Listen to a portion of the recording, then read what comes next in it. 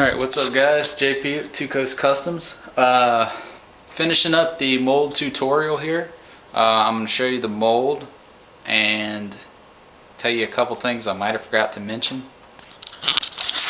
As you can see, the mold has been completed. It is a two-piece mold. This thing is huge. Took almost the full 1 gallon kit of dragon skin to mold this thing, and about $40 worth of fiberglass and resin. So this was not a very cheap mold. I didn't realize how big this thing was, but the important thing is it is done. I've been sculpting this thing for like, I don't know, like a month, but I've been playing with it every day, and this mold took about 4 days to make due to the weather and other commissions and stuff I had to take care of. But yeah, I made a pull from it already, and I'll show you that in just a second. Over here I have the two-piece molds for the lower mandible, the lower teeth, and well, the inner mouth teeth, the lower 4 and the top 2 teeth, and these are for the mandible teeth, the top 2 and the bottom 2, which hook onto the mandibles. Now if you come over here, you'll see the light. This thing's really white, but this is the first pull from the mold. It picked up every bit of detail.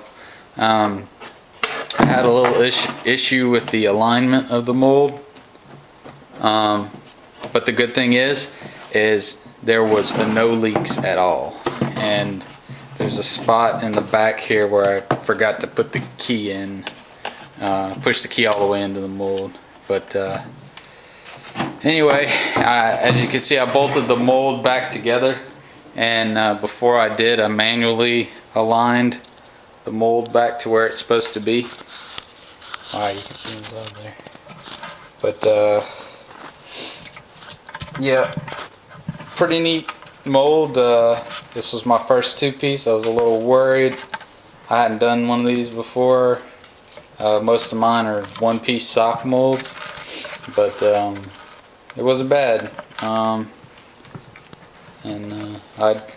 I'd definitely do it again. Now I know all the little mistakes not to make, but I did realign it, and I think the next pull will be a lot prettier. But yeah, just wanted to go ahead and tighten this tutorial up. Go in the shop here. Well, we're in the shop. We'll go in the little room. This was the helmet I did the time lapse on. I did a little touching up too.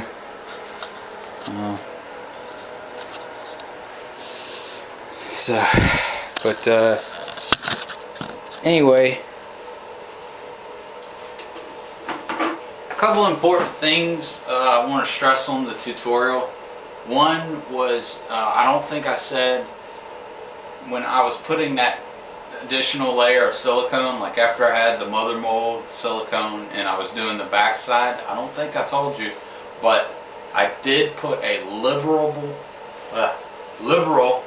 amount of Vaseline, and that was to keep the two parts from sticking together. And when I mean liberal, I mean like I put on gloves to take it back apart because it's a lot of it.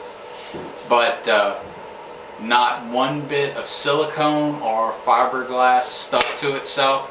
The thing came right off. I pretty much destroyed the clay sculpt, which is now in a bunch of Ziploc bags. So I didn't get to do what I wanted to do, which was salvage the sculpt and go ahead and sculpt a wide mouth version. So what I'm probably going to do is I'm probably going to take this cast, since it's pretty much a reject cast, and use it so I can work the front and actually make a open mouth. So what I'll be able to do is I'll have it where you can interchange the mouths, whether you want a closed mouth or an open mouth. But that's still a project I'm messing with, but I'm just uber excited that I got it done. And I'm gonna get me some brushable latex coming in, as well as some expanding foam, like maybe like a Flex Foam 20, no, maybe like a Flex Foam 3, something like that.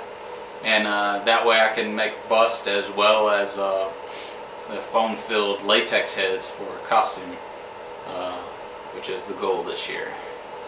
But if you have any questions about the stuff I have been doing, I tried to be pretty thorough, but I did not start at the beginning. So if you have any questions or you want to try to do this yourself, give me a shout, because I have done a lot of trial and error, and I might be able to save you some heartache and a little money.